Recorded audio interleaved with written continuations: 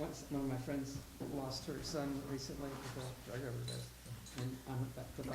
Okay, All right. Welcome to the Midcoast Community Council regular meeting for February 28th, 2018. Will the council members please introduce themselves, starting on my left? Dan Haggerty. Chris Johnson. Claire Touton. Brad Kwan. Dave Olson. Barbara Mathewson. Lisa Ketchum. All right. And our first order of business is Board of Supervisors report and other government officials. So Ellie, if you want to start. Sure. Good evening, Midcoast Community Council and Midcoast community members. My name is Ellie Dahlman, and I'm here on behalf of Supervisor Don Horsley's office. And I only have two updates for you today. The first is an item from the February 13th board meeting. Some of you may be aware that the Board of Supervisors approved a permit agreement with the Granada Community Services District to enable the construction and operation of park and rec improvements on the plazas and medians within the unincorporated community of El Granada. So just wanted to let you all know about that. I saw it was posted on the Midcoast Community Council website, so for anyone interested in more information on that, it's all up there.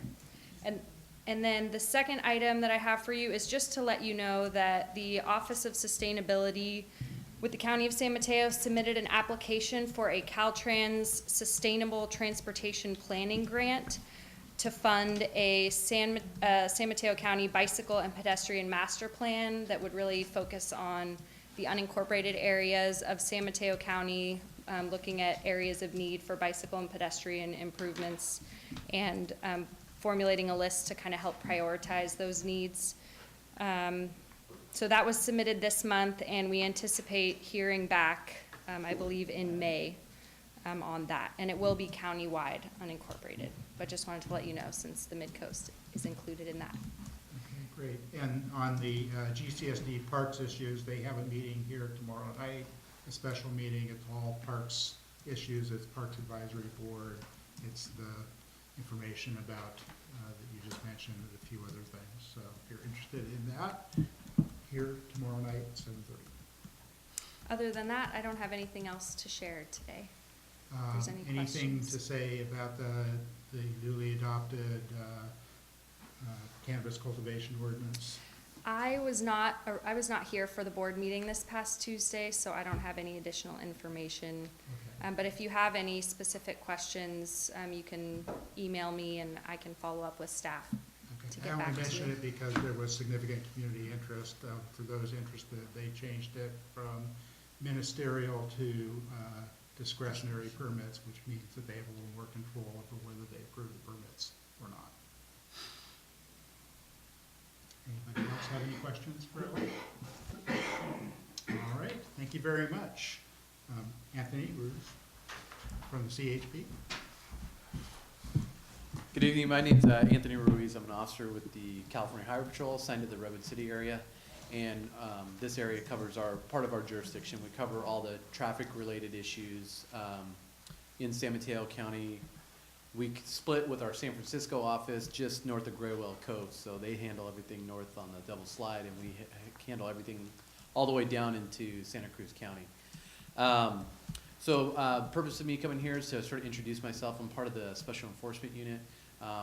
My job specifically is to handle traffic complaints in the area throughout the whole county. Basically, we cover from Millbrae and Graywell Cove all the way down into Santa Clara County as well. So my position is to handle all the traffic complaints throughout the whole county.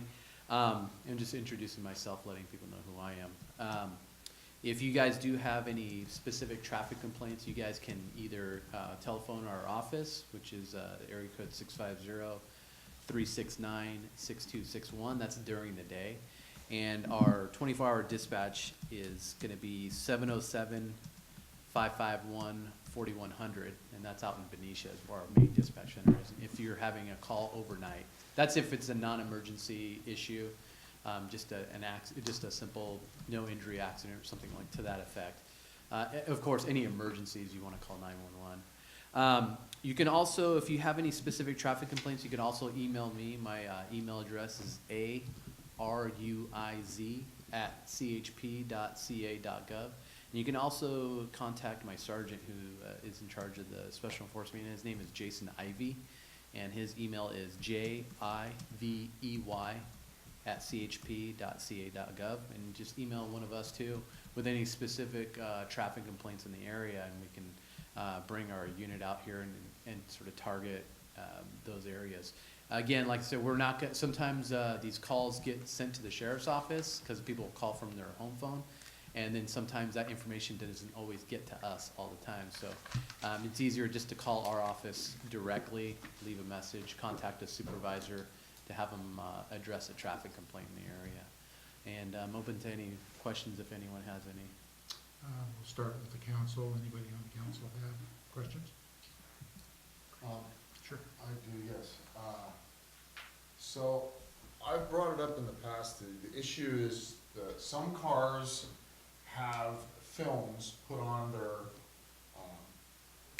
driver's side window and passenger side window. I understand it's illegal. I think it's a $200 ticket. I've been told before that it's an enforced issue. Yet I see it all the time, everywhere. I actually know someone that has told me that, yeah, police are right by and pull up and they never do, they don't do anything. And so my concern, it's a safety concern. If a car, you cannot see the driver, you don't know if he's looking at you, if he identifies, yes, I see you on the street corner, I understand you're getting ready to cross, go ahead, cross. There's no visual communication with the driver, so it's an enormous safety issue for me. I guess my question is, I understand certain infractions are like come down from the state or the higher offices that say, okay, we're gonna really push for this one. Mm-hmm. And then others are on the books, but yeah, they're sometimes enforced, but they're just not. So, can you respond to, like, how can we get that to be a really, Well, if you take a look at the most recent vehicle code book, it's probably about that thick. So there's a ton of restrictions and regulations when it comes to vehicles. There's just a lot out there to do, and sometimes, we try to concentrate on things that are probably more of a safety issue, such as speeding, crossing over double yellows, not stopping for stop signs. That sometimes we don't get to some of the minor infractions. Not to say that it's not important at all, it is. Just sometimes, because I make stops on it all the time, but that's just me. But not a lot of other officers, maybe they have their sort of vehicle code sections that they like to enforce. But is there a mandate from our department to say we're focusing in on tinted window violations? No, absolutely. There's nothing. The only thing that really comes down is sort of safety issues as far as speeding, DUI, seatbelt enforcement, cell phone enforcement, and also now carpool enforcement. Those are big 5 complaints in the area. Unfortunately, we don't hear a lot of complaints about tinted windows, so not a lot of officers are concentrating on it. Not the best answer I could give you in the world. Is it something I stop for? I do. If it's, some officers may not do it. So that's the best answer I could give you on that. Go ahead, sir. Can you tell me more about the carpool enforcement? So our department, sends out surveys and everything like that, and we all have connections with social media. And the big complaint a lot of people have, in addition to the basic ones, speeding, texting and driving, or using their cell phone and driving, aggressive driving. One of the ones is carpool enforcement, where people are violating the carpool lanes. So carpool lane violators are pretty prevalent. I stopped 6 of them today. Just in 2 hours, so it's pretty prevalent. So a lot of people want to have that enforcement because everyone's in traffic, and then people are sort of cheating basically by using the carpool lane when they're not supposed to be. But so those times are usually in the morning and the early afternoon. yeah, so depending on where in the area you're at least in our area, which we cover the San Mateo Bridge, so basically Clawwater, we come all the way into Alameda County.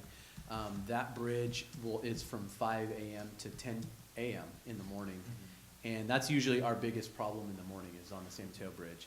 And then on 101, it is the hours are from 5 to 9 in the morning, and then in the afternoon, it's 3 to 7. So it's just temporary carpool lanes, and we try to do our best to enforce them as much as possible, but we can't get everybody out there. Got it. Anybody in the room this time? I have one question. Mine's about local parking. Mhm.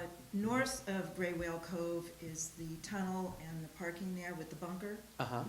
And I guess that's no man's land, kind of? For between, yeah, so as soon as you start taking the bend towards Devil Slide, that's our San Francisco CHP area. But it's stuff, if you guys have them, you could forward it to us, and then we can at least get it to the right area. But it is, that little stretch between there and Pacifica is just a small stretch that our San Francisco CHP office covers, and it's pretty far south, so it doesn't get as much attention as it probably should. But I don't know, I'm not sure, I don't work in that area, so I don't know. My brother works up there, Oh, but I don't okay. know, I don't know specifically how often they have units that are out there patrolling. So I can't really say. I know the captain of San Francisco, his name's Aristotle Wolf, and you guys, I don't know their phone number, but you can always contact them if there's any specific issues. And if not, just send it to me and I can forward it Well, up there. it's the bunker, there's cones now, because it's no parking, Mhm. but on the weekends, the people just move the cones and park them. Yeah, anyway. no, for sure. There have been several, I don't know, stings or whatever, but it's been the sheriff's department, I think, that's given the tickets out, but it seems like something more.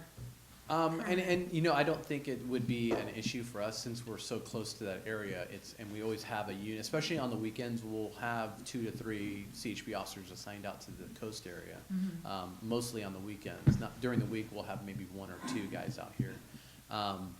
But it's something that we can at least put a bug in someone's ear about it. That'd be cool, you'd make a lot of money. And, yeah, well, we're not there for revenue generating. All that money goes to the local agencies. So our job isn't revenue generating, it's more of a safety issue. And that's Right. obviously more of a safety issue if people are parking where there's no parking areas. Also too, if you guys, there's other ways at Caltrans, if it's no parking any time, at least Caltrans can go out there and maybe put some better signage up there, because that's sometimes an issue too, is I'm not sure of that specific area. It's not actually marked no parking, but it's private property.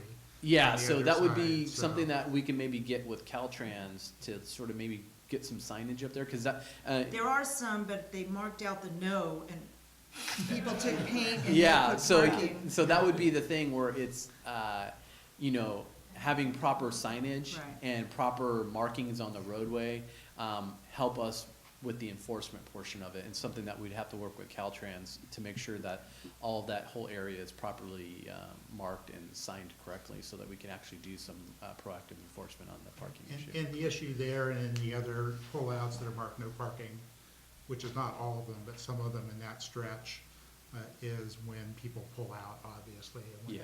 and then when they pull over, they're often near accidents. Yeah, We've no, all I seen there. totally understand that issue as well. So, if you, maybe shoot me an email, I can at Okay. least try to get, cause we do have our contacts with Caltrans, and then we can at least, let San Francisco CHP know that, this is an issue in that area, but shoot me an email, and let me Okay, know I'll the do that. specific problems, and then I can sort of forward it up the chain. Okay, great, thanks. Does anybody in the audience have an issue they want to raise or a question they want answered? All right, thank you very much. Thank you, I will, Appreciate your time. thank you, have a good night. Thanks. Thank you. You too. All right, any other government officials want to speak? Yeah, Harvey, go for it.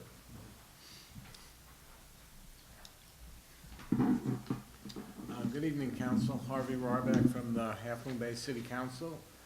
The next 2 items on your agenda relate to agencies that I happen to be a member of and I'm very interested in advocating for. So you're going to hear from the Peninsula Clean Energy. I'm on the board of directors, and it's a remarkably good organization that's really doing a lot for clean energy. I don't want to steal her thunder, but we just had a board meeting and we got some preliminary results back from our request for proposals for the next round of clean energy. And Remarkably, we got much more renewable energy than we were expecting and at a lower price than we had previously had to pay. So things are looking up for clean energy in San Mateo County. And the next item on the agenda is the SFO roundtable, and that has to do with airport noise, which is a real issue on the coast. And I wish I could provide you with better information than what so far has occurred. The next technical working group meeting will be on March 8th at 1 o'clock. We've spoken to Representative Spear. We are trying to do everything we can to make the FAA aware of our issues with noise on the coast side. Ever since the Next Gen changed the routing out, so it basically goes right over El Granada, we have to fix that, and it's fixable if the FAA goes along. One possible solution that people are talking about is getting a bunch of communities like Pacifica, Half Moon Bay, Brisbane together to perhaps, I'm not saying this is going to happen, but sue the FAA to actually get some action because nothing else is working. So that's just something that may or may not happen in the future, but we are concerned about airport noise. It's a safety concern. It's not just an inconvenience.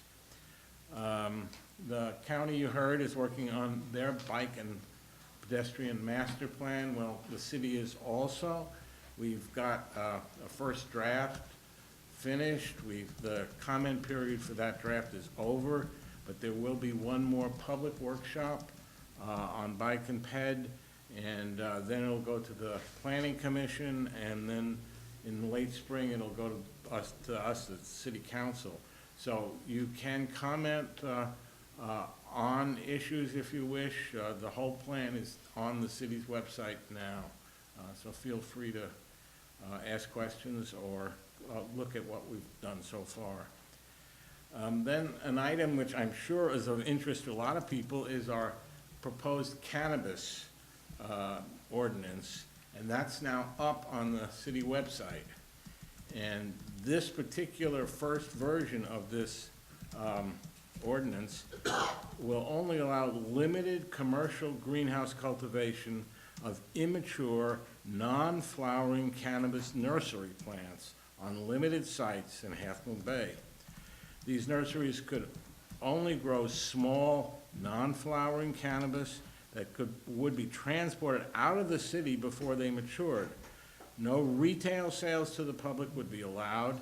The proposed ordinance would continue the city's existing prohibition on all other commercial cannabis businesses within Half Moon Bay. And you can provide comments on the draft ordinance at the city's website, and you can come to our probably March 20th meeting where it will be discussed. I went to a nursery where these plants are grown in Salinas, and I was amazed. There's absolutely no smell. And the amount of light that's necessary to grow the nursery plants is basically the same as what you need to grow cut flowers, which is the dying industry that we want to promote. We don't want to promote the dying industry. We want to make sure that the farmers who are affected by the cut flower lack of revenue is reversed. So that's my 2 cents on this. And the last thing I wanted to talk about is the City Council is very interested in having more public input. We've heard that people think that they're isolated, not listened to. So we're actually going to have 3 listening sessions whose primary purpose is to have people come and say what they think the priorities of the council should be. And those sessions are going to be on Saturday, March 10th, 10 to noon, Sunday, March 11th, 10 to noon, and Thursday, March 15th, 5 to 7. And I'll be glad to answer any questions about them, cannabis ordinance, bike and ped, whatever I know, I'm here to help. Any questions from anybody on the council so far? Where are the meetings gonna be held? Okay. The March 10th meeting is going to be at the Ted Adcock Center. The March 11th meeting is going to be at the Emergency Operations Center, which is next to the Ted Adcock. And the March 15th is going to be at the Kenyatta Cove Community Center. And parking is going to be very tight for that one, so we're probably going to arrange for off-site parking and have a shuttle take people who want to go. Thank you. Thank you, Dave. Any other public officials wish to speak? Dave, got a couple of things to report out of the CDRC meeting that public might be interested in that are more than just, I went there and we did our stuff. Usually people leave at the end. Yeah, how about if you give a summary right now and then do the full details under council activity? Okay, at the February 8th CDRC. And just because you're speaking as a CDRC sure. member, go ahead and Yep. speak at the podium. Hello, my name is Chris Johnson. I'm a member of the MCC, but right now I'm speaking as a member of the Coastline Design Review Committee, reporting to the MCC. The CDRC took up the issue of the height calculation for measuring building height for building applications. The CDRC decided to write a letter in support of that, which they're currently working on right now. But the point I wanted to make here was that members of the CDRC wanted to discuss going beyond supporting an existing letter and writing CDRC letters to other bodies. And a vote was taken on that, and it was decided 4-1 to stay within the CDRC purview with regard to just what are in the guidelines in the LCP for community standards, and not to start making comments on aircraft noise or traffic or anything else. And so that was voted down 4-1. And the other interesting point is there's been some discussion about adjusting the compensation for CDRC members. Personally, currently it's $50 per person per meeting attended, no matter how many hearings you have. There was a proposal for $300 for the architects. There was a proposal to just go to 0 for everybody, and the proposal that got the most interest was $50 per project that you work on per meeting.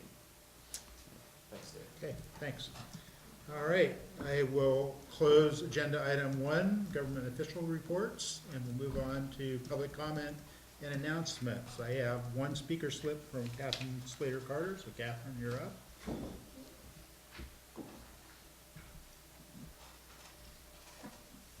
Thank you.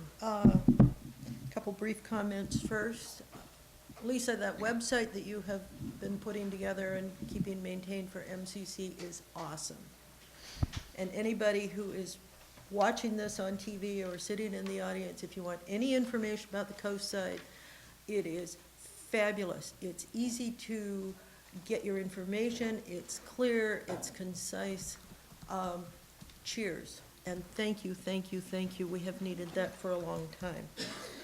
I won't be staying for the letter on the airport studies, or on Airport Boulevard. I support what you are doing. I've been watching the traffic. I've been counting the cars for the last couple of years, and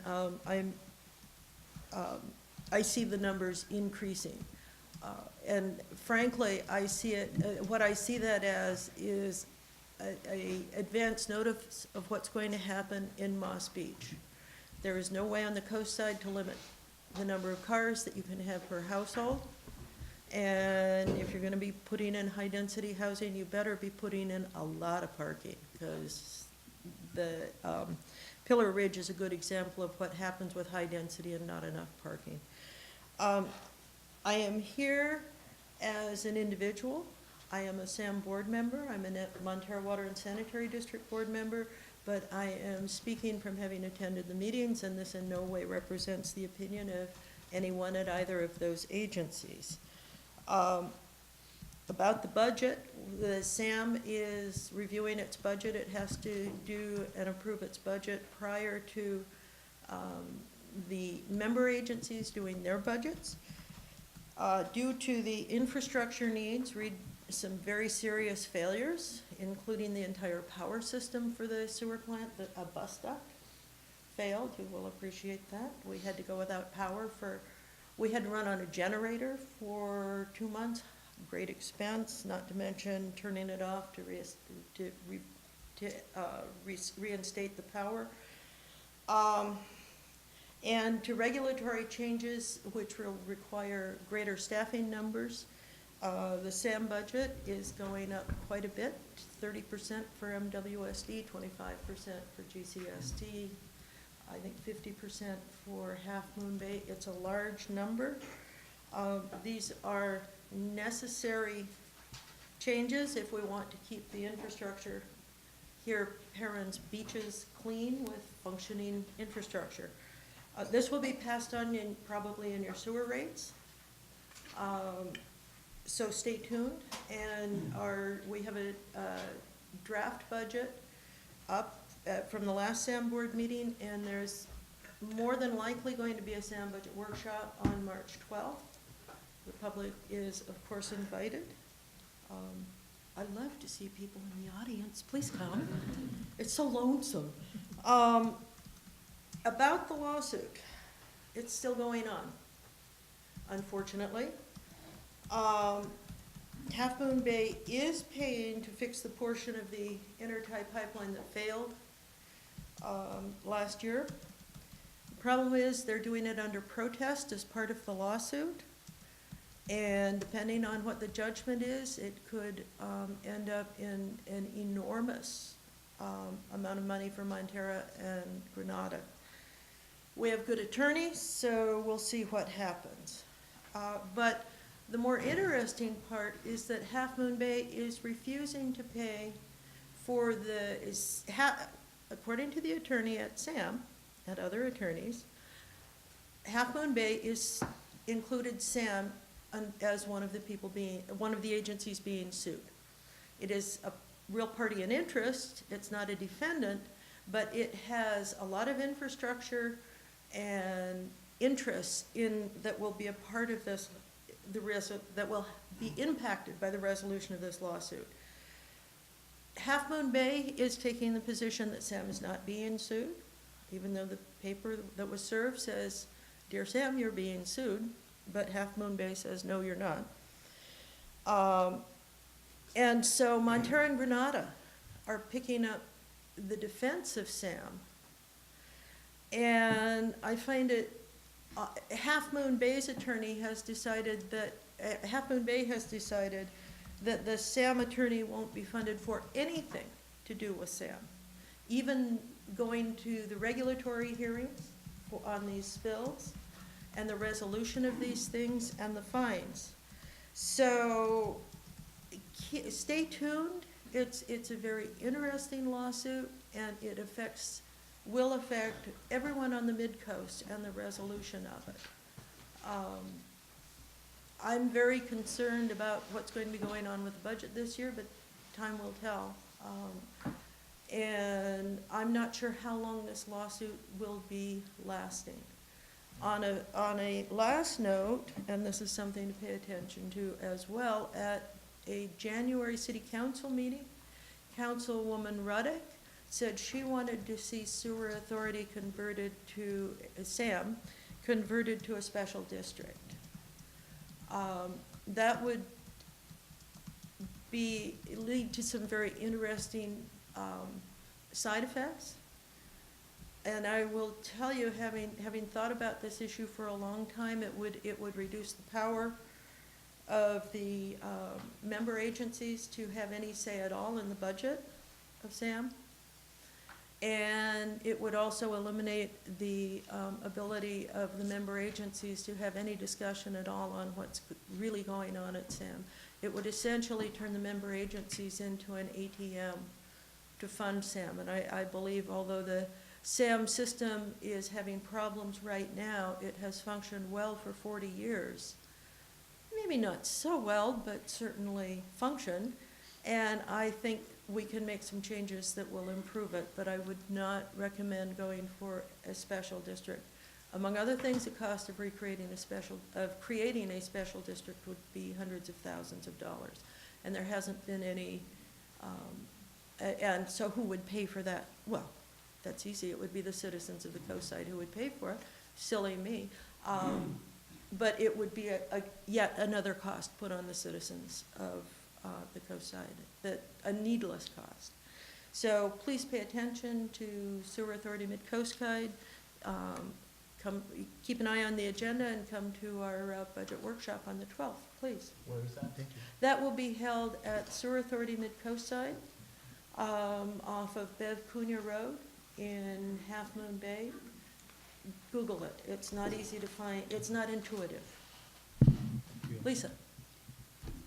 Is there any way that you can supply me with a press release or something that I could put on our website that would help me understand it so I can make that post? You know what I mean? I promise I will do that. I tell you what, I will get I mean, Beverly. as we go along, not just once. Yes, but, you know. I'll get Beverly Marshall to do one about the budget workshop, and I will do one,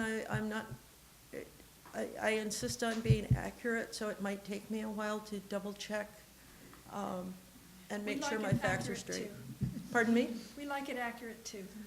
It makes life easier. So, Okay. Claire? okay, it's sort of irregular because this is public comment. I'm Go ahead. sorry. No, If you I- think it's be- relevant. Dave, I came here, I came Yeah, as no, an no, individual, I- because I wasn't sent by either board, And so. we're getting close to an agenda item. And Okay. maybe, Can I say that? if you want to talk about our next Okay. agenda, yeah, again, sure. we do have Beverly planning to present at our next meeting. I know, So- but she has to, she I don't think she's gonna get into all this. won't Yeah. get into this stuff, and I had spoken to you about the lawsuit a while back, and so I wanted to tell you it was still ongoing. Yeah, great. Thank you very much, Okay, Catherine. thank We you. appreciate it. All right, does anybody else wish to speak for public comment? Seeing nobody, I'm going to close public comment, and we will move on to the consent agenda, which has one item, approving the minutes for our regular January 24th meeting and our annual council retreat from January 27th. Do I hear a motion?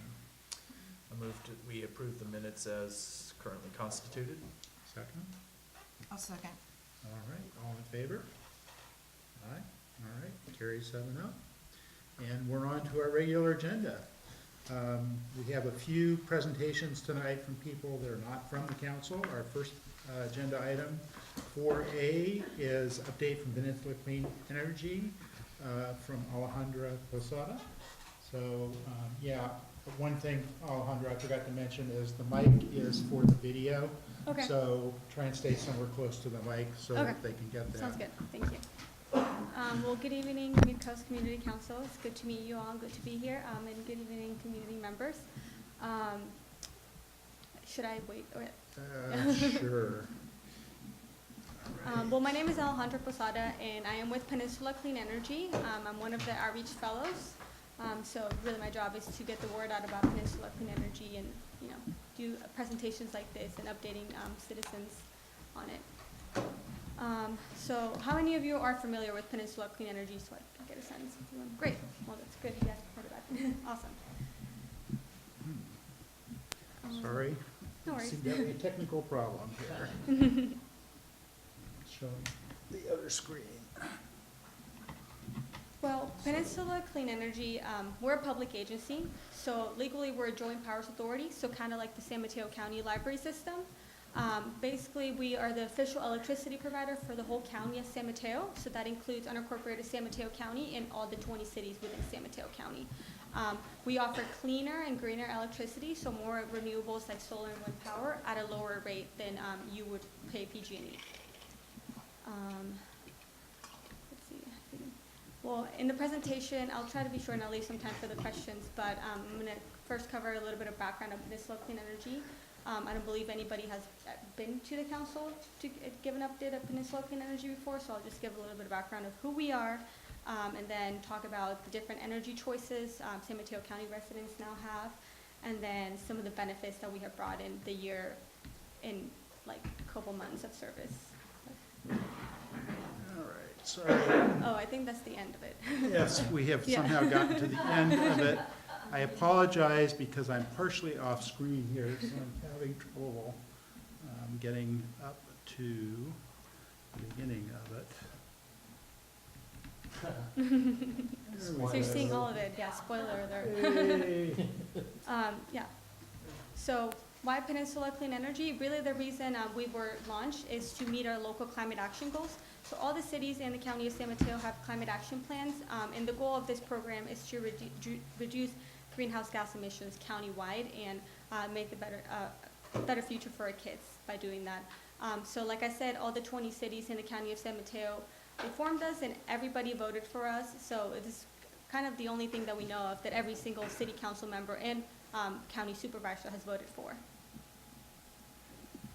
And one more thing I should mention is that since we are a public agency, our board of directors is made up of one elected representative from each city and 2 county board of supervisors. So kind of how it works in relation to PG&E. So there's 2 parts of electricity, as you can see here. There's generation and delivery. So the generation is the actual source of electricity. So basically what Peninsula Clean Energy does is we go out into the open market just like PG&E would, and we purchase electricity directly from the source. And we're doing this in getting more renewable energy. So we're getting more solar and more wind than you were previously getting with PG&E. That being said, we partner with PG&E and that our electricity is still delivered through their wires. So we just supply it, but we still send it through PG&E's wires. So you're still a PG&E customer because you're still paying them for the delivery portion of your bill. They still send you one bill. The only thing that changes is where your electricity is sourced from and how clean it is. And the Peninsula Clean Energy charge will come on your PG&E bill, so it's not like a separate thing. So it's not a huge change, it's really just where the electricity is coming from. So the reason why I have this up here, I don't have, in some other presentations, I do like the multiple pages of a PG&E bill. I don't know how many of you actually take a close look of your PG&E bill, but it is there's a lot of pages, and it's hard to see the savings in the bill. So this is one of our main communication struggles. So this is the first page of a PG&E bill. So previously, that would only say current gas charges and current electricity charges. So a lot of people are not familiar with Peninsula Clean Energy and the fact that they have been enrolled, even though we send about 4 mailers, so 2 before they were enrolled and 2 afterwards. And a lot of people, the first time they are introduced to Peninsula Clean Energy is when they see it on page 1 of their PG&E bill, and they think, what is this extra line item? What is this extra charge? But as I explained, it's not an extra charge. It's just electricity divided into 2. When PG&E did both of those things, they really had no reason to split them up, and we actually are cheaper. Yeah. So next slide. So a lot of things stay the same. So like I said, you're still a PG&E customer. So a lot of PG&E programs like discount programs and energy efficiency rebates, those still continue. The same reliability of service. If your power goes out, for example, you see a power line fall or something, you still call PG&E. So you don't, unless you have questions about your bill, there's no other reason to call us about your electricity. So this is kind of a little bit of background. So officially we were launched in October 2016. So back then we enrolled about 20% of our residents and small to medium sized businesses. So this is an automatic enrollment program. So unless you opted out, you have Peninsula Clean Energy right now. The majority of residents were enrolled in April. So that's when the rest of the county residents were enrolled. So now we are serving pretty much the whole county. So energy choices, you have 3. So the first one is called Eco Plus, and with that you get 50% renewable energy, and as you'll see in the next slide, 80% greenhouse gas free energy. And that is the default choice. So like I said, unless you opted out, this is the choice that you have right now and everybody else in the county does. You're automatically enrolled. However, you do have the option to opt up. We do have another program called Eco 100, and that's if you want to get 100% renewable energy. Eco Plus is 5% cheaper than PG&E. Eco 100 has a slight premium. And then you also have the option to opt out and just go back to get PG&E service. So next slide. So this is kind of a lot of information in this table, but it kind of shows the price comparison. So this is for a typical household. The savings will vary according to how much energy you use. But as you can see, Eco Plus is 50% renewable and 80% greenhouse gas free, which is more than you would otherwise get with PG&E. So our electric generation costs if you look at Eco Plus 2656, we're actually about 30% lower than PG&E.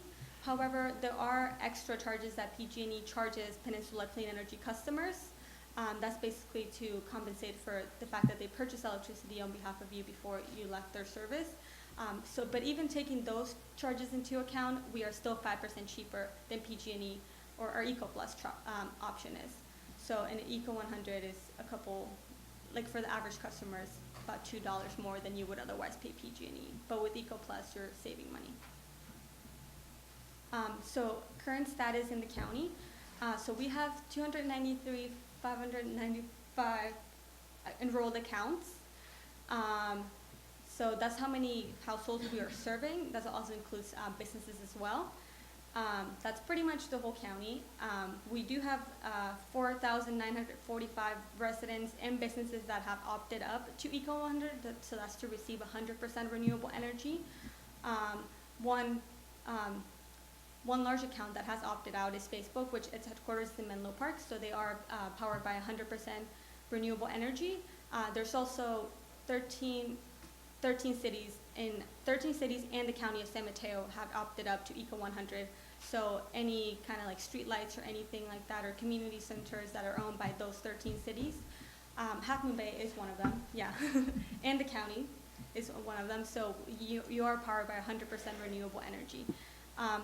And our opt-out rate is pretty low, considering not that many people know about us, but still, like, once they find out that they have clean air electricity and that they're saving a little bit of money, there's not that much of a reason to opt out, but we do have a 2.2% opt-out rate as of right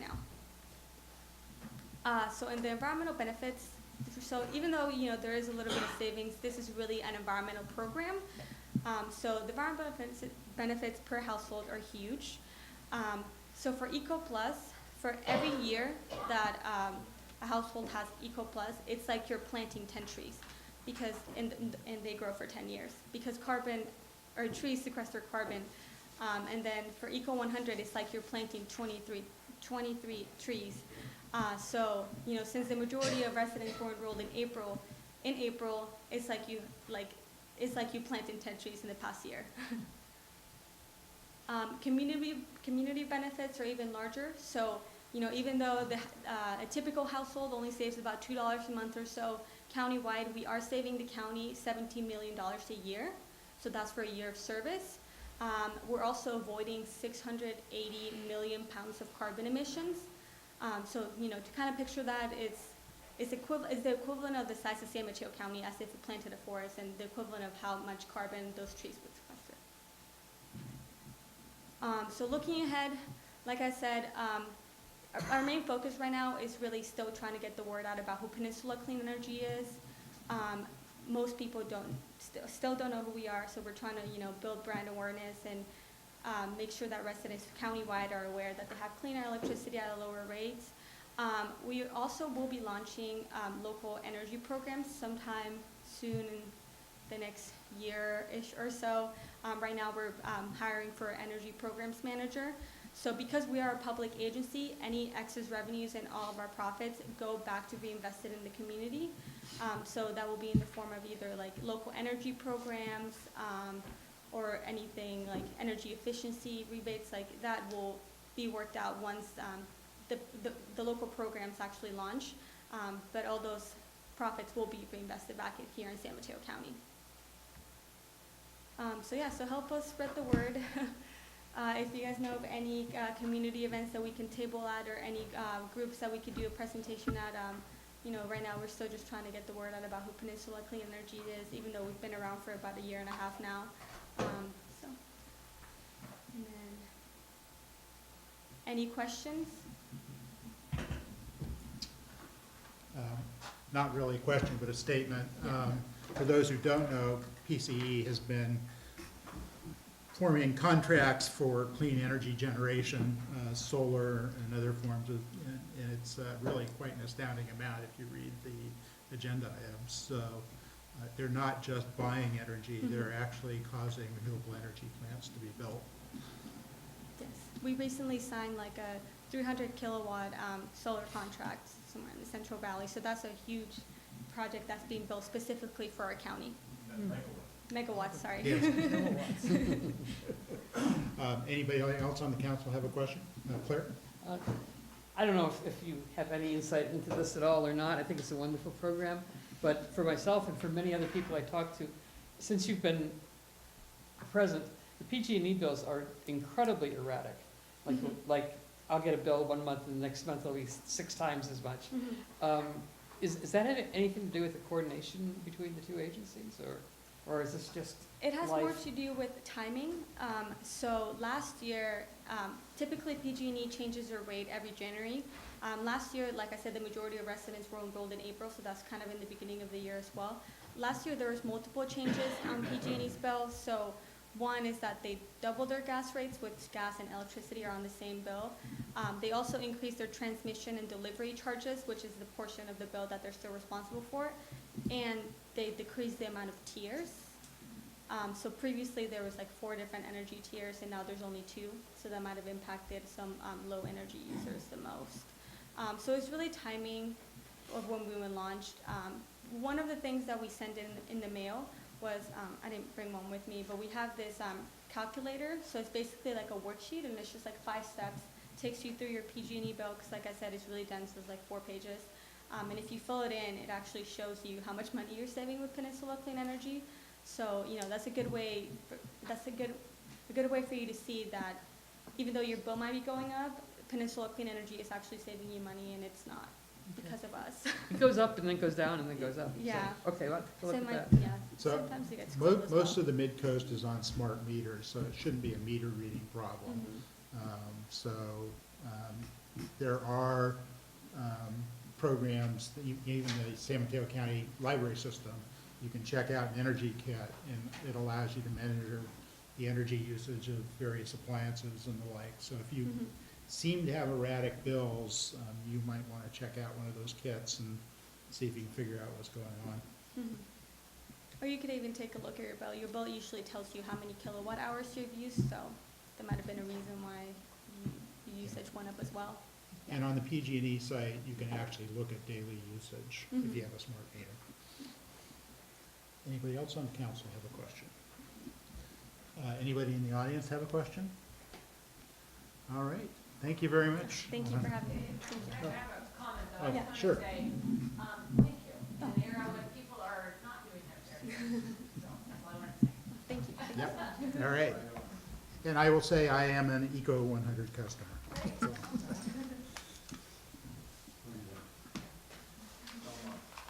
All right, we're moving on to our next agenda item 4B, update from the SFO Roundtable Liaison, former council member Aaron Kozlowska. Aaron, you're up. Oh, we're gonna need the projector. I don't know. Okay, we can turn that off. Thank you. Hi, everyone.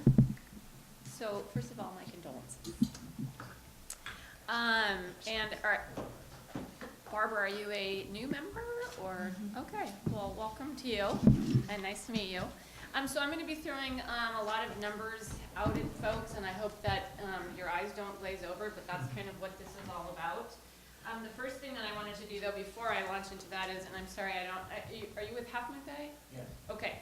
I know you were alluding to Pacifica and a lawsuit, and I just thought that I would share this article with the Midcoast Community Council. I'm just going to leave it behind with you. But one thing I wanted to read out loud was the City Council of Pacifica has unanimously authorized their city attorney to reach out to other cities to see if they're interested in researching a lawsuit against the FAA. Depending on that outcome, the city attorney is authorized to spend up to 25 hours researching a potential lawsuit. So that's just one of the avenues nearby community is taking. So for those of you who don't know, SFO offers an opportunity to do some monitoring in your backyard. And I found out about that at an SFO roundtable and went up to some of the reps from SFO and said, gee, how do I get to do that? So I worked with a gentleman there named Dave Ong, and unfortunately, or fortunately, depending on how you look at it, there have never been any recordings done for the Midcoast.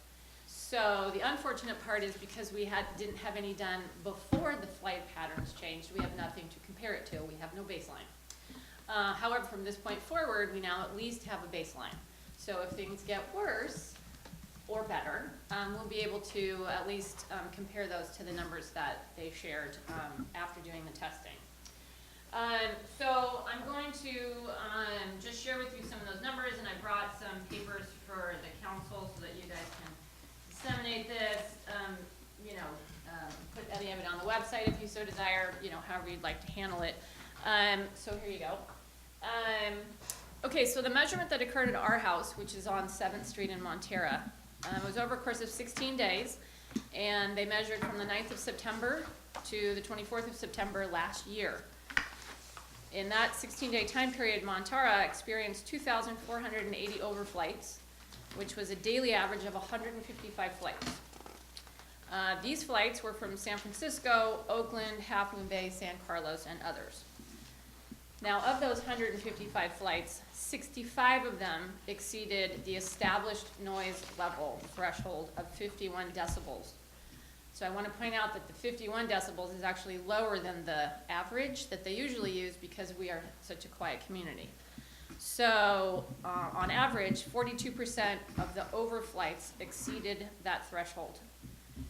Now regarding SFO specifically, they were responsible for an average of 39 of those noise events, or 60% of the daily noise from those overflights. So are we following the math so far on that? Okay. And then also I wrote down that it should be noted that 40% of the additional overflights, in terms of those that cause noise, are from Oakland and other airports. So now the registered noise events, the bulk of them took place in daytime hours, 7 a.m. to 7 p.m., which was 70% of those flights. Evening is considered 7 to 10 p.m., 19% of the flights, and nighttime, 10 p.m. to 7 a.m. for 11% of the flights. Okay, and then I also went ahead and broke down by the number of flights per time period, and again, this is for SFO only in the very beginning. But the thing that I also wanted to go back to was the totals on daily overflights, not just those that exceed a 51 decibel level mark. So again, we had 16 days of 2,480 total overflights. But if you go down and you do the math in terms of how many daily overflights that we have, which is 155, and we kind of use the same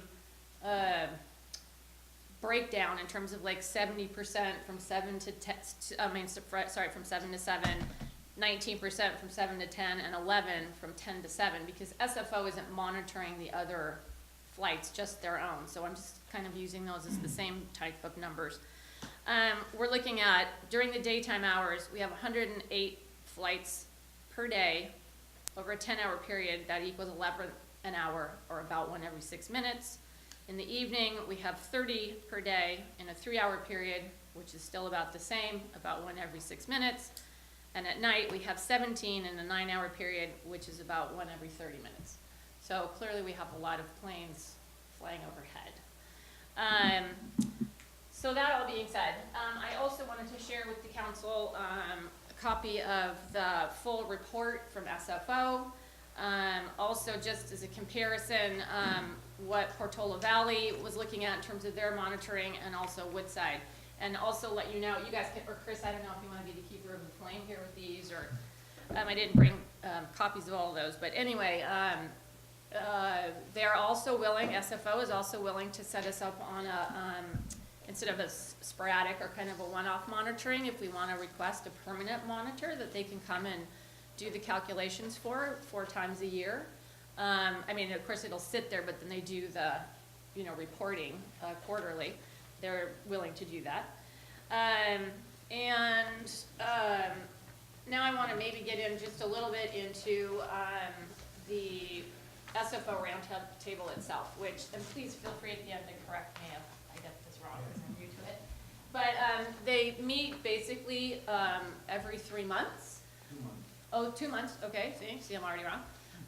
We just had one on the 7th of February, and at this last meeting, they were all, well, there's a motion on the table, or it's under discussion, to add 2 more representatives, one from Santa Clara County and one from Santa Cruz, because I'm assuming that, it's their strength in numbers.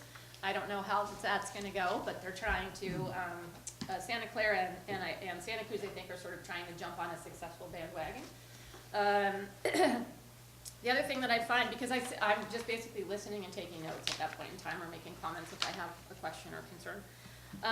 But at one point during one of the meetings, the vast majority of flights that affect us are departures. And one of the representatives said that, and this was on October 23rd of last year, that SFO sees about 650 departures a day. That's of course not including the landings, right, their arrivals. And also on the 7th, there was a representative from SFO that went on to explain that they're adding more flights all the time, including a couple of more that they're adding from Iceland Air or Icelandic Air. At any rate, it feels like it's not decreasing, it's just continuing to increase. One other thing that I find that I would like to be able to let the community know about, and I'm going to read these out loud so that it'll be recorded if people want to be able to follow up. SFO does have a noise complaint tracking system. And what's happening is, even though we're being impacted on the Midcoast, people aren't complaining, or they don't know, I mean, they're complaining, but they don't know like that this is the place that they should do it. So they have a lot of complaints coming in from areas that, first of all, are more populated than ours, but secondly, are much more active about it. So they've got, let's say, 2,000 complaints coming in from Woodside or Portola Valley, and they have like 60 coming in from the Midcoast. So if these flights are affecting people and they're concerned about it and they want to make their voices heard, one of the things that they can do is that they can let the SFO roundtable, I mean, they can let SFO know, the Noise Abatement Office know about the issue here. So first thing they can do is they can go online and just, do a search for noise complaints SFO. It's kind of a long URL, so I'm not going to read it. The other thing is you can call them directly, and their number is 650-821-4736. And the last thing is you can send an email to sfo.noise@flysfo.com. And I would highly encourage people to do that. And the last thing that I wanted to share, and this is just my personal take on it. This set of papers right here is the FAA's response to some of the asks on behalf of the SFO roundtable. And I feel like from looking through this, and it's pretty dense, the things that the SFO roundtable was willing to do, the FAA is like, great, sounds good, why don't you go ahead and do that? But any request that was made for, can we look at having the planes take off higher? Or can we look at using some of the points that we used to use navigationally that we're no longer using, can we maybe do that? And literally feels to me that every single request for changing what they're currently doing was met with, the FAA doesn't see that as feasible.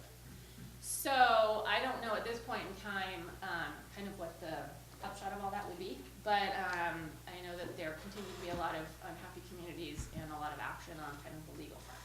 So again, keeper of the flame. Yes. I've looked at these. Okay. And that report, I believe, was also part of a long document that Representative Spears' office sent out, and so it is on the MCC website. Correct. This is what we use to write our letter. Yeah. And Aaron, if you could send Lisa copies of electronic copies of anything you handed out tonight, she could put that on the website. Or at least a link to it, like I think that's just located online someplace. And then the last thing that I wanted to point out, and I don't know how often they update these, but one of the reports that the SFO Noise Abatement Office uses and refers to when they're compiling these reports and everything is called the Aircraft Noise Terminology and Metrics Supplement. And I noticed that this is dated 2014, and a lot of their, I shouldn't say a lot, but some of their information in here, like overflight patterns and things like that, is from 2014, and I don't know how long it even takes to compile this stuff.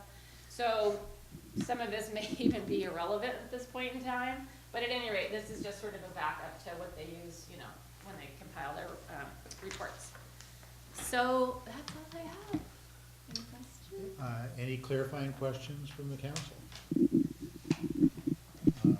Any questions from the audience? Bill? Actually, it's a clarify the question. I'm sitting there wondering, when they measure the decibel noise, how do they filter out background noise, and how do they know which plane it's coming from when there's numerous planes in the sky, especially like during the evening commute, you can just see the headlights, or the plane lights, you know, zooming in from all over the place if you're up on 280 or something. So how do they filter that out? Is it, and you don't have, if you don't know it, you know there's a document on it, it's just be interested to see. Okay, well, I can tell you what was explained to me by Dave, who's, and honestly, everybody that I've met at the SFO roundtable that are representatives from SFO are extremely approachable, they're very helpful, they'll answer your questions, and also, it's an open forum. The SFO roundtable, you can come and you can, you know, just like this, you can ask questions or make comments or whatever. So, my understanding is that, so when they came out here and they set up this thing that looked like a, you know, spaceship, is that they first figure out what kind of they use, I think it's 55 is the decibel level, the kind of average decibel level, or maybe it's 65, I don't know, at any rate. When he came out, they were here, you know, on a Wednesday at 11 a.m., and they could tell that it wasn't as noisy as it is over in Daly City. So they picked a threshold of 51 to look at, okay, well, so they lowered it automatically because we're a quieter community. Then what they do is, if all of those events get registered, there's like a, you know, like a little graph thing, right, that goes up, and a meter that goes up and down. Of those events that register higher than that 51 level, they'll make note of when it happened, and then they go back to the airport and compare it to what flight would have from their airport would have flown over my house at that time to have registered that event. If they can identify that, then they chalk it up to one of their flights. If they can't identify it, then it becomes, you know, noise from another airport, or maybe even there was a huge, I don't know, semi that rattled down the road or whatever. Like, they're not able to obviously tell us what that is. All they're able to do is compare, you know, those flights to those marks to when their flights take off or land, and then say, yes, that was definitely one of ours. Does that make sense? And there are websites you can look at, given a location and a time, that will tell you with pretty good accuracy which flight was going over. Part of the reason, as it's been discussed in the earlier meetings, the noise is now more severe, is they switched over to completely GPS-based flight control. So the flights that used to be spread out are now very tightly in a very tight band. They're flying So- a corridor, an airport. So they have the GPS coordinates, and they know, and each plane has to send those things in, I think, to the FAA. And so ultimately, you can figure it out. Just a follow-up to that then. Can Sure. they actually identify local traffic from the Half Moon Bay Airport versus the higher flight? General aviation's not required to have all the same transponder and GPS equipment, especially visual flight rules. I just thought maybe there might be a little rich data out there for those of us that live underneath the takeoff of Half Moon Bay Airport. Unfortunately, for the VFR general aviation, there's not. I'm just getting some water. I do want to say there's a website, there's a website called Flight Tracker, but, you go down the rabbit hole. The next thing you know, you can't, Anyway. Yeah, Barbie?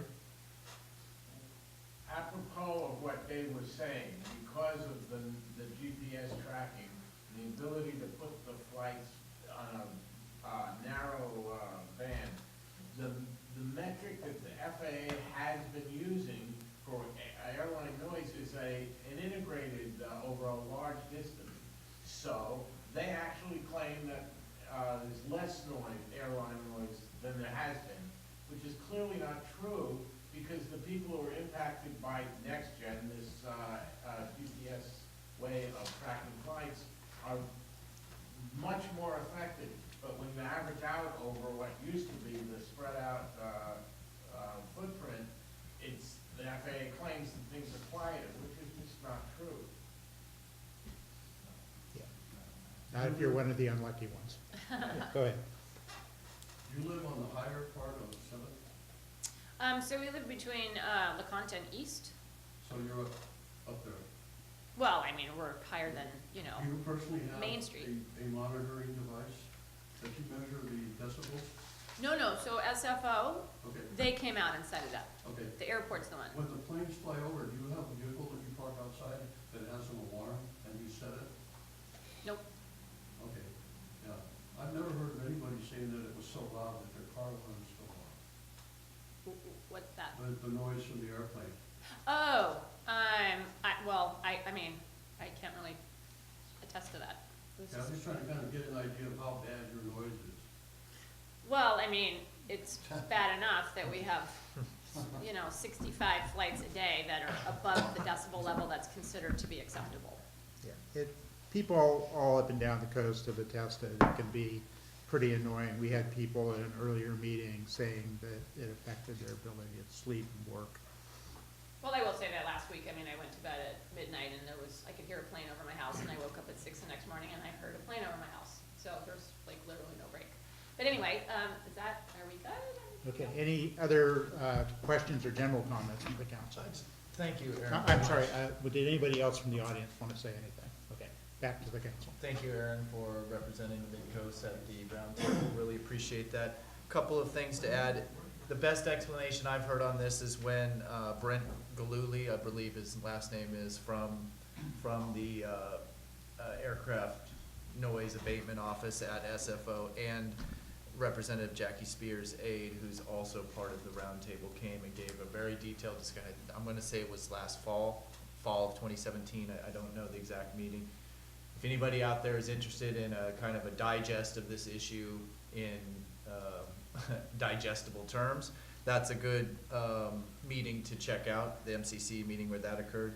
Bill, to your comment or question about can they tell which ones, we don't know exactly what their criteria was, but this memorandum that Aaron brought back does reference, they've got a specific line in there about 30%, it says about, so it's an approximation, so again, I don't know what their measuring criteria were, but they call out the non-SFO traffic, so I guess they must have some way of determining that.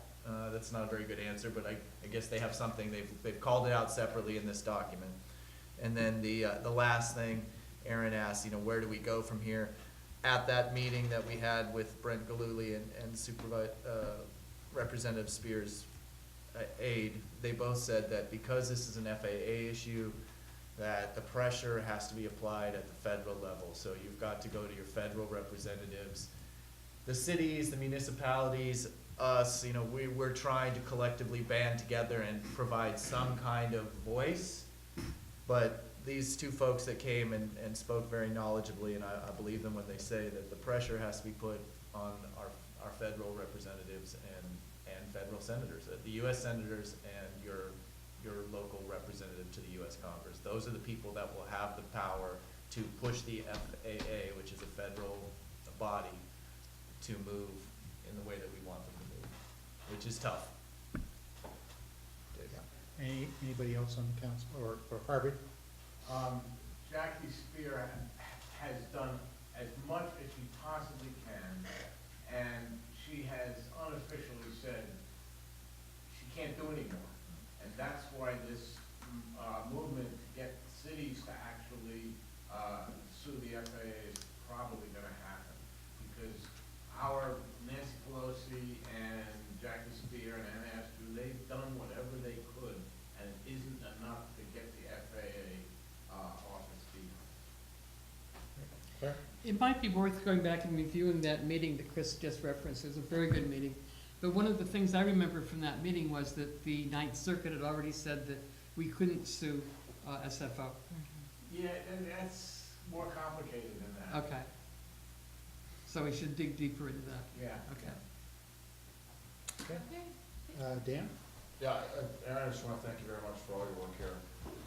As someone that really enjoys being in my yard, in the backyard here in Elgonada, and the peace and quiet, it's very, very quiet area. I have noticed, very, very sporadic, increase in flights. I'm not always outside, we're not always outside my yard because of the weather and the timing and, the work and this and that, but,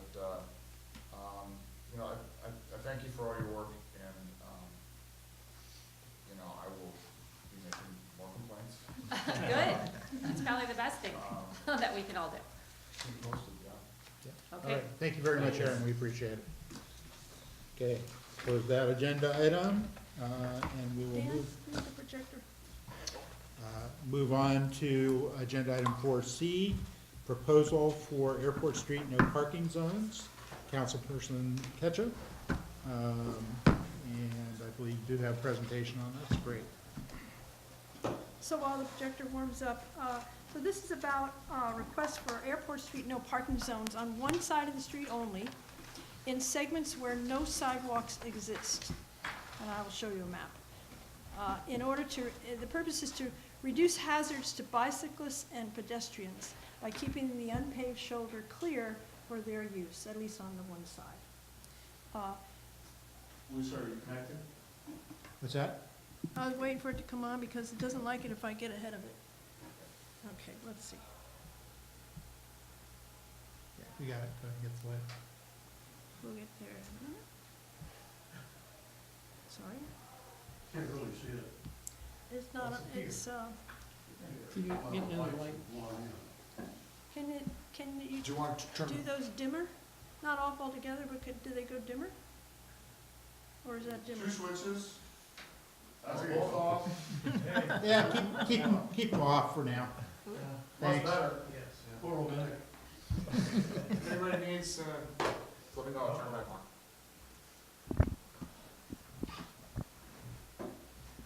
Okay, so all I can see is my computer screen, I can't see anything else. Anyway, the red lines are the areas where where we want to request, this is basically coming from the neighborhood of Pillar Ridge. We got 227 families there, and we can't walk on the street anymore. So the area in the middle without any red line, that's what I'm calling the developed area. Basically, it goes between the propane yard, it goes past Pillar Ridge, and it goes past the warehouses. All that section has a sidewalk already on the west side. And I'm not saying that there aren't problems with a lot of vehicles parking there, but that's not what we're trying to address today. And I just wanted to comment on what Catherine said earlier.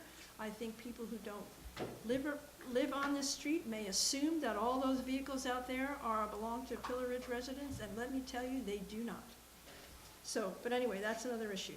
So, what we thought, so at the lower right corner of the map is Princeton, and so the northernmost street there is Cornell and Stanford, so it would start there, it would go up to where the sidewalk is. That would be on the east side. And the reason for that choice is because, well, first of all, the airport would be happy with that because they don't like the people parking along the airport. But also on the west side, that's all the big wave section there, and there's a ditch, so you can't really walk there. And also, there's going to be maybe some construction going on there, so that would interfere with walking. So that's why we'd like to have the no parking and walking on the east side in that segment. And then on the northern segment, it goes all the way up past the Pillar Point Bluff County Parks, that's the green area, and to Cypress Avenue, and that connects right there to the Dardanelle Trail, so it gets you right into Moss Beach. And of course, the airport's all the way on that east side. So this is, if you're standing there at the north end of the developed area, you can see the sidewalk there, and that's the end of the sidewalk. So what you're looking at is toward Princeton in the distance, and on the right is the Big Wave North parcel, and on the left, you can't really see, but that's the airport. And so this would be the segment where we're asking for no parking to the left along the airport, from here on up to Princeton. These pictures are not new. The Google picture's probably from like 2016 or whatever. I know the picture on the bottom is from 2016, I took it. And so, you know, there's an RV, this is before the whole fleet descended upon us, and then you can see that auto hauler truck there, it has like 5 cars on it. That must have been parked there for 3 or 4 months. But I mean, it's just this stuff. that's parked out there in the middle of nowhere, and where does this come from? But anyway, clearly you can't walk there when those vehicles are there. And then this is at the other end, the north end of the sidewalk area, looking towards Moss Beach in the distance. So on your left is Pillar Point Bluff Park, on the right is the airport, and then you can also see the trailhead parking for the bluff. And I think that's like a 10-car lot, and let me tell you, it's never parked to capacity, and none of those cars parked in the street are trail walkers. So if you're coming along here and you want to walk, clearly you have to, you can just walk in the street. And even though the speed limit is 35, people do tend to go faster, you know, at least it used to be an open country road, and you just tend to go faster. But the problem is, so this is a class 3 bike route, which means share the road. And it goes through, from Capistrano, the bike route goes through the northern edge of Princeton, and then goes up Airport Street, and it's also this whole long section of Airport Street is signed for the California Coastal Trail at either end. So you have people, recreational bicyclists, and also people who live at Pillar Ridge who use their bikes to get to work, or kids that use their bikes to get wherever, and they're sharing the road. And so that was already a little bit scary. Would be for me. But anyway, if you had the open shoulder, you know somebody's coming, you could pull off. But now you're sort of pinched between the vehicles and the passing cars, and you never know when somebody's going to pop out from between these cars. And this is not only dangerous for the pedestrians and bicyclists, but for the people in the RV. I mean, look at that RV right there next to the pavement. That's a narrow road. That's the other thing. Where the sidewalk ends, the pavement gets narrower too, and for the rest of that. And then I just threw these two slides in here because I know this is a long way up before you get to near Cypress. And the first intersection you come to is Los Banos. There's a bus stop there, and that's one main entrance into Seal Cove. And then the bottom intersection is the next one at Marine. That's where you go to the distillery. And the only houses on this whole long street are in the block between Marine and Cypress. Only 2 of them front on Airport Street. And the county process, when you submit an application for no parking, they will mail to anybody within 300 feet of this, whatever, and to get their comments. So I do know somebody who lives at Cypress and Airport, and they're fine with it. In fact, they said they thought both sides of the street should be no parking there. But some more history here. At least since 2013, when they started Plan Princeton, or maybe even before, in bike plans and stuff, but I know in the Plan Princeton, they talked about a multi-use trail, class 1 trail along Airport Street, separated from the road for bikes and pedestrians. And the community had wanted this on the east side because that way there would be no driveway breaks. You just have this bike trail going all the way up with no need to stop. And the county seemed to want to have it on the west side for whatever reason. Now, since then, the airport has said, the FAA doesn't want any trail along there anyway. So it seemed like the trail was going to have to be on the west side. Now I have to wonder whether the airport would prefer the vehicles parked along there or the trail. It seems like the trail would be less of a problem. But anyhow, Big Wave is moving forward with their processing building permits. The brewery has dropped out of the project, but they still plan to go ahead and build that same building on Lot 4 where the brewery was going to be. It's going to be a cold shell. And where is the Big Wave going to be, like, again, like Sacramento? Can you see here? Oh, okay, got it. On the north I thought it was a little farther down, but never mind. No, here's Princeton down here. Oh, okay, got it. So their plan, so they have to put this trail in before their building permit could be finalized, and then the trail is planned. The county's got the plans, and it's on the west side here. So there's, if and when they start building or building a trail or whatever, clearly the only place to walk or whatever is gonna be on the east side.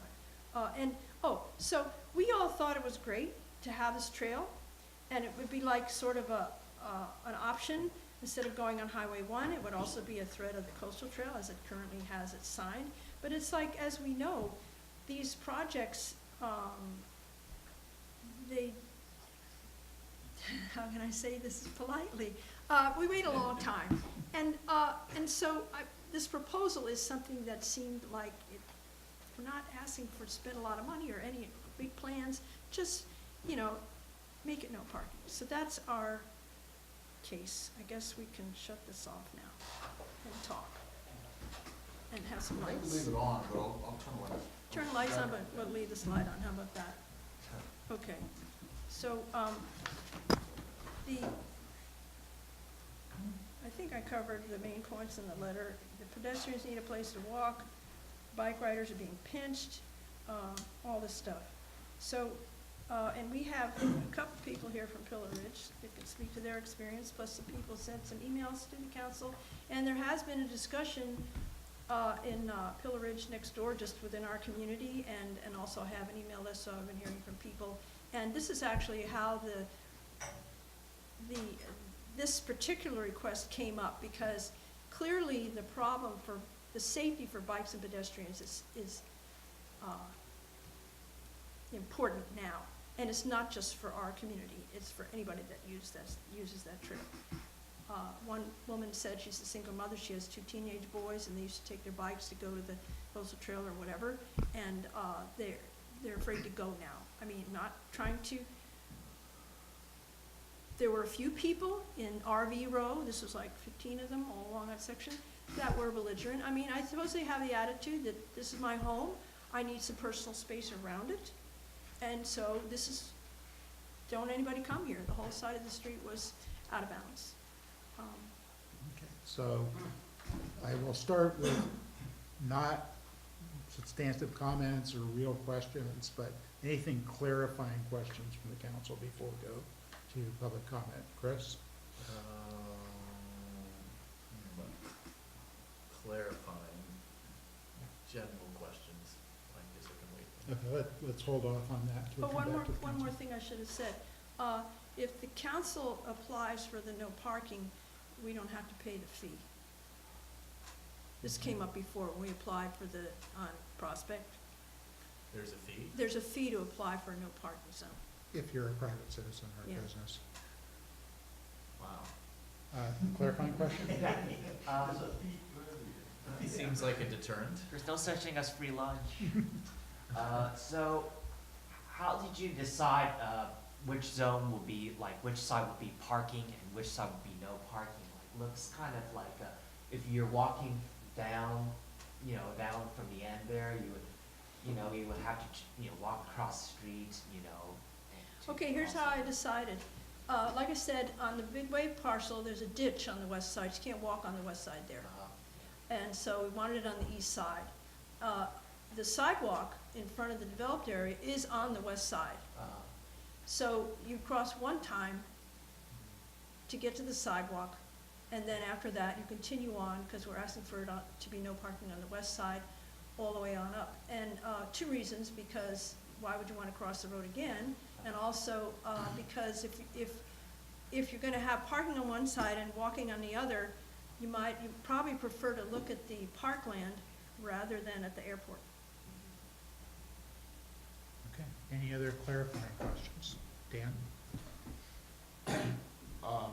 So clearly the 72-hour parking rule hasn't been able to be enforced. Well, let me go over that. So basically, this problem, I don't know, you may remember in 2015, Nicholas came here and wanted to know what we thought about some kind of nighttime no parking in Princeton because of all the stored vehicles on the street, and trying to enforce a 72-hour thing, and it was like a game of musical cars.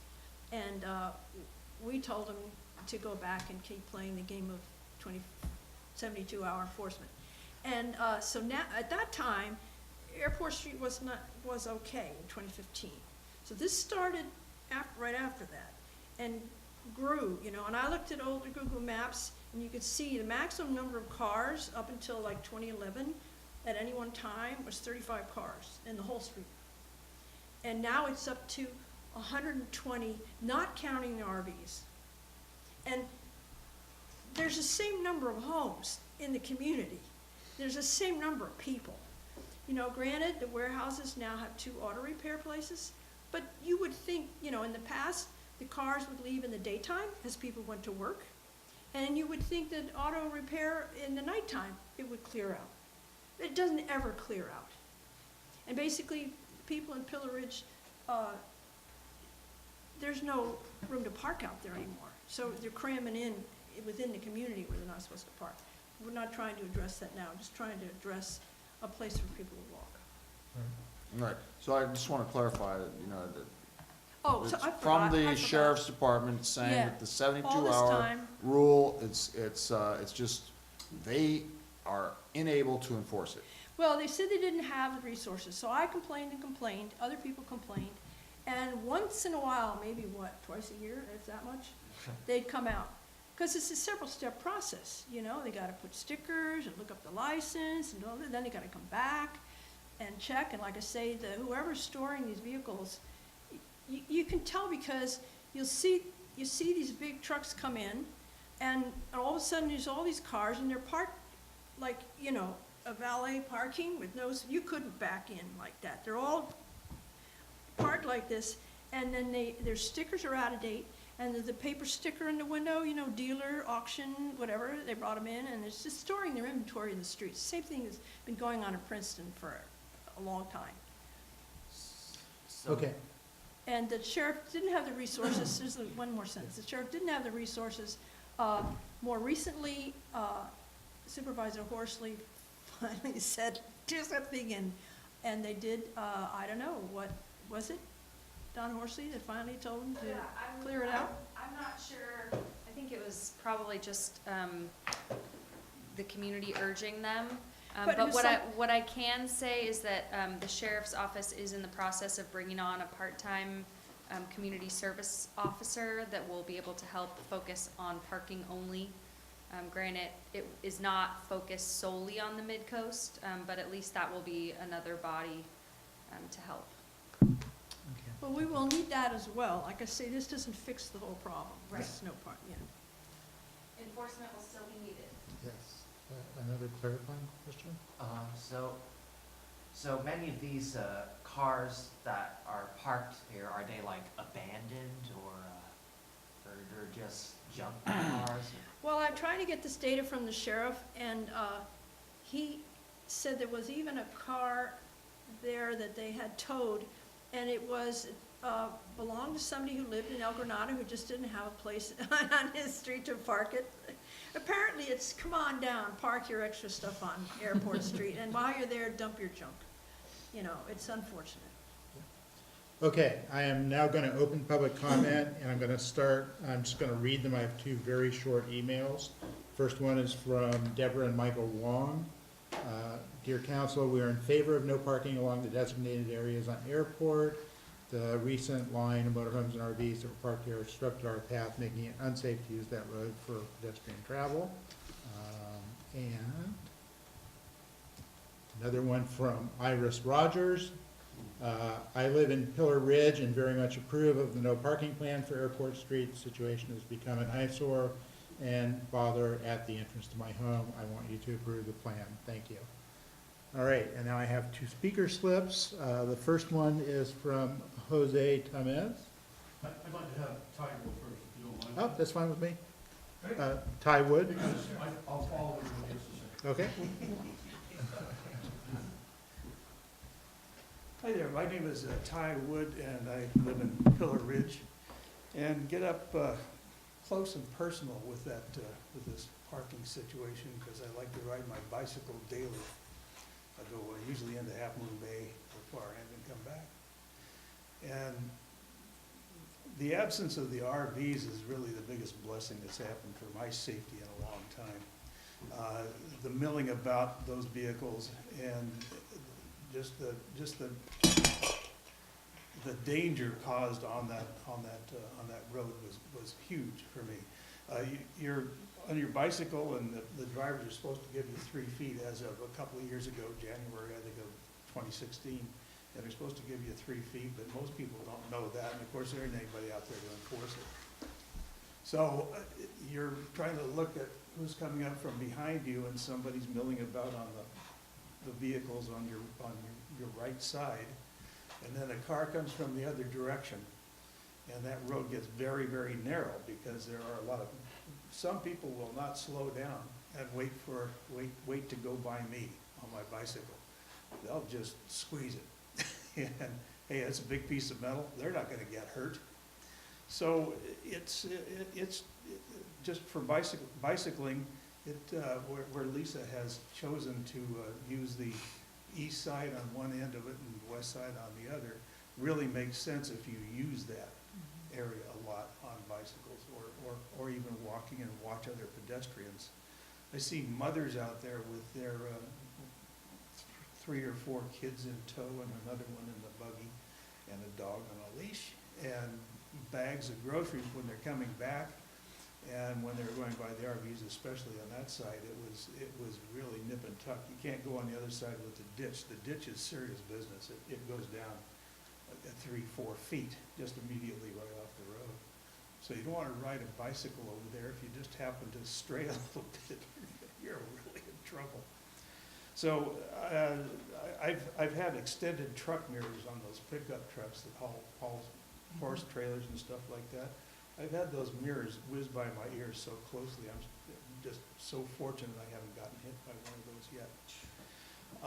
The consciousness level, this really varies from person to person. There's problems with cars in both directions, and it's not just when you're there and a car's passing at the same time. People will crowd that roadway for, say, 200-300 feet. So, because they have to prepare to get themselves in position to squeeze by too. Large vehicles parked in a row like the RV or even vans, people will get out and mill about, and that is a problem. You can't see when somebody's just going to dart. It's almost like a highway out there, but people don't really regard it as that. I don't think they're busy in what they're doing with their vehicles and whatever's going on in their lives there. But their lives should not be conducted out on that street. It's just too dangerous and it is narrow. You look at the street, and because of the airport and the natural surroundings and the open space and things like that, it looks like a big wide road. Try it on a bike sometime. And see, it's a different experience. So I'm really in favor of doing something about that for everyone's safety, and turning it into a safe, fun place. It's a gorgeous place to ride or walk, and the trail in time would be really, really nice. But let's do one thing at a time and get some of the cars off there, and maybe even some form of permit parking for those who really will come and go, rather than abandon. Thank you very much. Thank you. Any questions for me? No. So, Okay. yeah, I have a question. Yeah. I'd rather not question the people that are making comment, and hold it for the council discussion. And it's just really not right the way to do things. Jose, you're up. Most of you people have seen me up here before. I'm somewhat of a professional photographer. Just like in basketball where they say ball don't lie, photos don't lie. Lisa showed you some. I'm going to give you a little history of what's going on with regards to the traffic and the cars. First of all, like Lisa said, there are so many homes in Pillar Ridge. Most of them have 2 vehicles. So if you have 227 times 2, that's a lot of vehicles. Most of them are gone during the day, and when they come home, they park in front of their own house or adjacent to it. A long time ago, you used to be able to park anywhere in there, and everybody did. And it got to be dangerous, so management decided to ask the county to incorporate the street and make it part of the road, so the sheriff would be able to come in and give tickets, which forced people to go outside, because nobody wanted to be towed away. Secondly, talking about the auto repair places. There's 2 auto repair places, there's several businesses there in the warehouse area, and Jimtown, which will have anywhere from 10 to 25 or 30 extra vehicles parked along airport while the kiddies are in there doing their thing and the parents are watching. Can't blame them, it's once in a while, but it still loads up the street. Secondly, with regards to the big vehicles that are parking on the street, I don't see any rhyme or reason why anybody should have to park a car carrier that's 22 to 25 inches wider than a normal vehicle from the curb out. And I have proof here of what can happen. In November of 2016, one of my neighbors, a lady, was driving her car and there was a big truck coming the other way. Well, she had no choice but to stay on her side of the line. Unfortunately, she wasn't aware of that vehicle, and she smashed right into the back of the US-made steel car carrier and totaled her vehicle out. I have photos of that. The other thing that I have photos of is the fact that once the RVs left, most of them took their garbage with them, but some of them didn't. No problem. I think the county cleared it up. 3 days after they left, the areas that I noticed that had been clear, somebody came at night and parked and dumped all their stuff. You see that up and down airport all the time. There's one gentleman, elderly gentleman, that walks airport every now and then, and he picks up the small garbage with his bare hands, puts it in a plastic bag. More people need to do that, all right? With regards to what Ty Wood just said about the bicycles, it's not just Ty or local people who are riding their bicycles.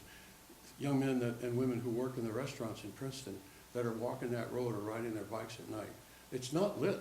There's no lighting. The only light there are the ones at the warehouse and the entrance to Pillar Ridge. So those people are really in danger, as well as the mothers with the little children. They'll be yakking with the lady next to them, and the little kids are tired of walking on those rocks, and they'll move out onto the road. I've seen it. I've counted the cars there on any given day. On the weekends, forget it. Hundreds and hundreds of people come down just to ride down that road and look at the beautiful hills and go into Princeton. Hot routers will come down there and race at night, the quarter mile, or do their donuts. It's gotten to be a real circus there. These are some photos that I took, and you can keep them. They pretty much spell out what I've been talking about. Apart from the fact that there is a lot of cars there from the auto repair, 830 Airport has its own private driveway. They have a full-blown forklift parked on the side of the street. To me, that represents utilizing public parking access for your business. And that's wrong, as it is to park your car carriers and your abandoned cars. I turned Lisa on to something that I found out recently from talking to another fellow there, a Mexican guy that lives there. He said a lot of guys, their old cars wear out, and they don't want to renew them, so they go out and they find a used car, used truck, and they buy it and it runs. And they put that in front of their house. So they take their old car and they put it out on the street.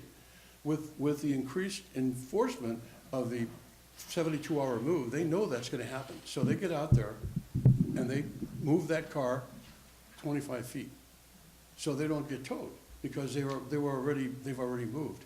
Also, the vehicles that no longer run or barely run, right, they don't register them, and PMV says you have to send in your renewal slip that says unoperable.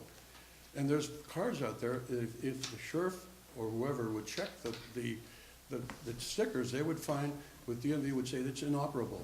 Okay, fine, if it's inoperable, that's not a storage yard. So it's what Lisa's saying all along. And as far as Lisa's plan goes, I think it's excellent. I think if the commission would look, if she hadn't, she would have gone through the windshield and died. All right? When I asked her about that, she said, all I remember was this big truck coming down the other way, and I had to make sure I didn't go over the line.